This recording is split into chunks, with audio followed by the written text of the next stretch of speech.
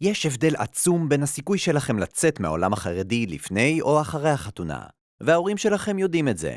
ולכן הם וכל הסביבה שלכם ילחצו שתתחילו לשמוע על שידוכים, לצאת לפגישות ולהתחתן בגיל כמה שיותר מוקדם. גם אם אתם לא מרגישים מוכנים לזה בכלל. אם אתם צופים בסרטון הזה, סימן שאתם במצב חירום. המשפחה החרדית לוחצת שתשמעו על שידוכים. אתם כבר מתחילים לצאת לפגישות, או גרוע מזה, יצאתם לפגישה, ושתי המשפחות מעוניינות שתתקדמו, כך שהחתונה עלולה להיות עניין של שבועות ספורים. אבל אל דאגה, גם אנחנו היינו שם, וביחד נעבור על כל השיטות והסיבות לעצור את הסיוט הזה מלהתממש, ולתת לכם להרוויח עוד זמן, כדי שתוכלו לצבור כוחות ומשאבים, כדי להתקדם הלאה מהעולם החרדי, או כמו שאנחנו קוראים לזה, לחזור בתבונה.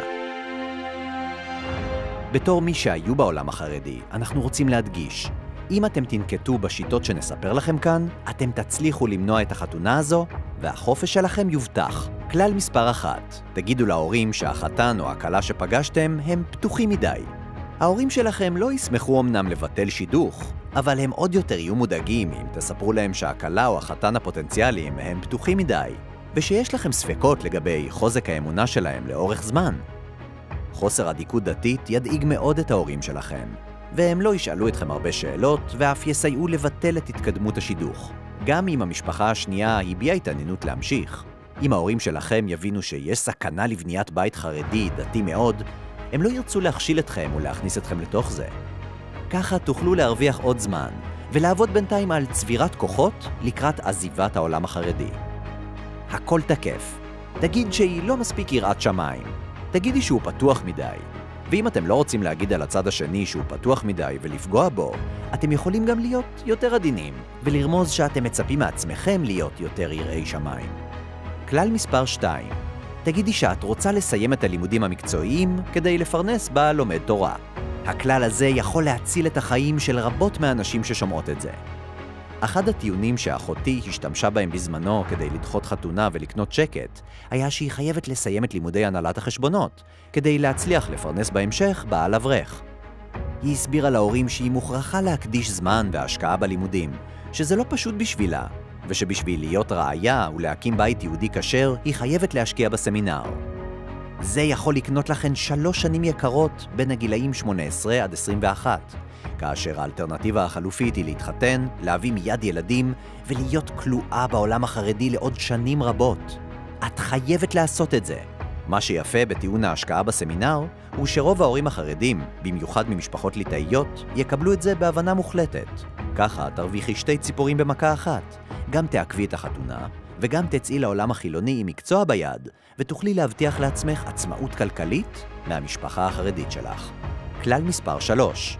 את לא סחורה פגומה.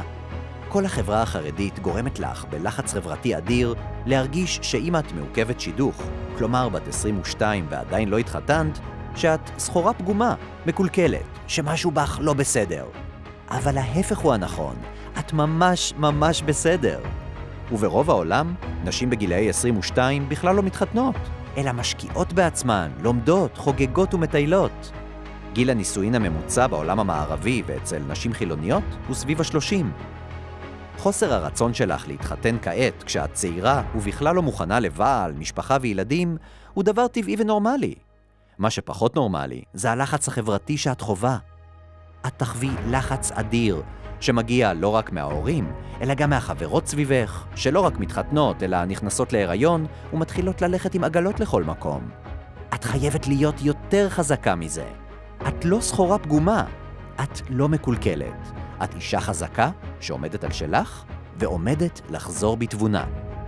כלל מספר 4. תגיד שאתה רוצה להתמקד בלימודי תורה. אם אתה גבר, מה שהכי מומלץ הוא לאמץ כללי התנהגות של צול. תנסה לשקף להורים שלך שכל מה שמעניין אותך הוא לימודי תורה, גמרא, ושאתה בונה את עצמך בתור עילוי בישיבה. תגרום לכך שחברים בסביבה שלך ירמזו את זה להורים שלך, וידאגו לעזור לך לייצר את התדמית הזו. ככה תוכל להרוויח לפחות עוד 2-3, לדחות את החתונה, ולדאוג בינתיים לחסוך כל שקל בצד, ליום שבו תצא מהחברה החרדית ותחזור בתבונה. אתה תצטרך כל אגורה כדי להשלים את כל לימודי הליבה ורכישת המקצוע בעולם החילוני בקרוב מאוד. אבל עד אז, כלפי ההורים שלך, אתה צול, שצמא לעוד גמרא ולא מוכן לשמוע על פגישות. גם אם קשה לך לתחזק תדמית כזו, אל תעזוב את הישיבה כל כך מהר. איך שגבר צעיר יוצא מהישיבה, ההורים החרדים ינסו להפעיל עליך לחץ להתחתן לפני שתנשור להם. הם ינסו לשכנע אותך שמגיע לך כבר קשר אישי עם אישה, כמה שיותר מהר, ושיש להם שידוך שבדיוק מתאים. וגם אם אתה מתפתה ורוצה מאוד קשר אינטימי עם אישה, אל תיכנע ללחצים האלו. קשרים כאלו יהיו לך בהמשך בשפע.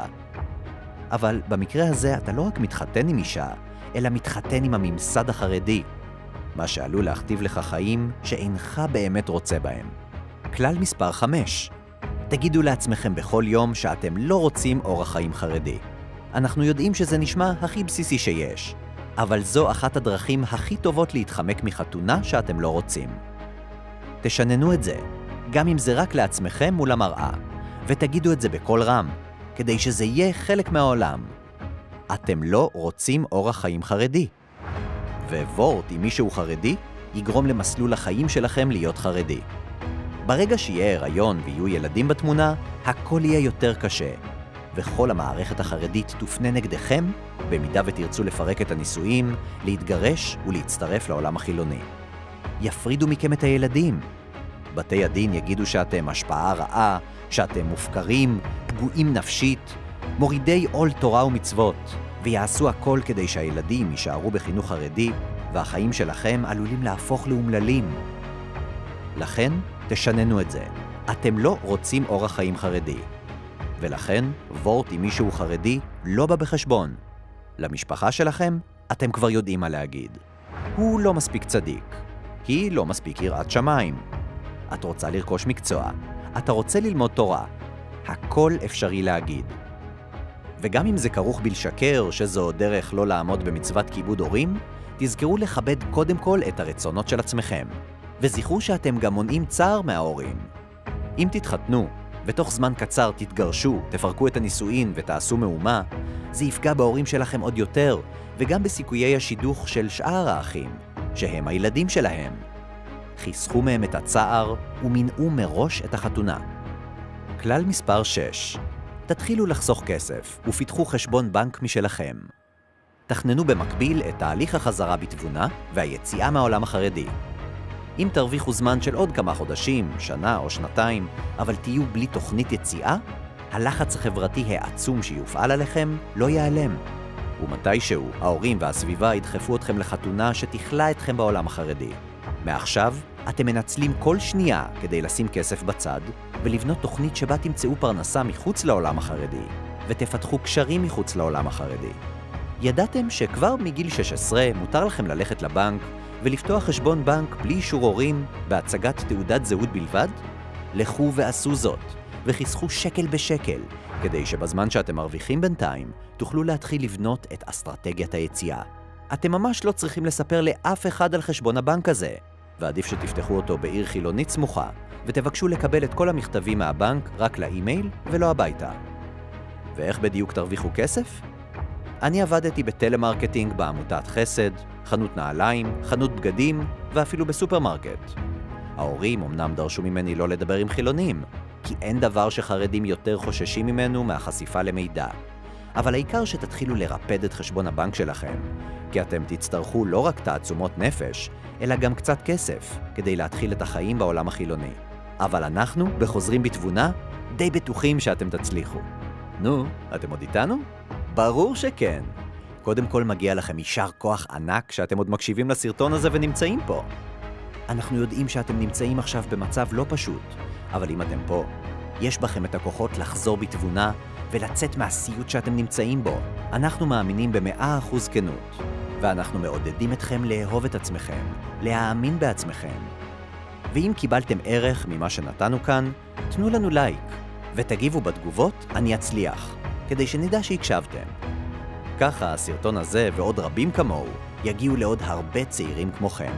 יש לכם עוד דרכים שחשבתם עליהן כדי למנוע חתונה שחרדים אחרים בגילכם לא רוצים בה? שתפו אותנו בתגובות. אנחנו לומדים מהמשובים שלכם ומשתפרים כל הזמן. רק ככה נוכל לעזור לדור שלם של צעירים חרדים בגילכם לבחור בעצמם את העתיד שהם רוצים בו. זה הכל להיום, חברים. שיהיה לכם יום של השכלה, של מדע, של התפתחות, ואל תשכחו, אף אחד לא יקבע את המציאות שלכם חוץ מעצמכם. זה שאתם כאן מראה שאתם בודקים וחוקרים, ולא כאלו שמקבלים כל דבר שאמרו לכם כדברי אלוקים חיים. אנחנו היינו חוזרים בתבונה. נתראה בסרטון הבא.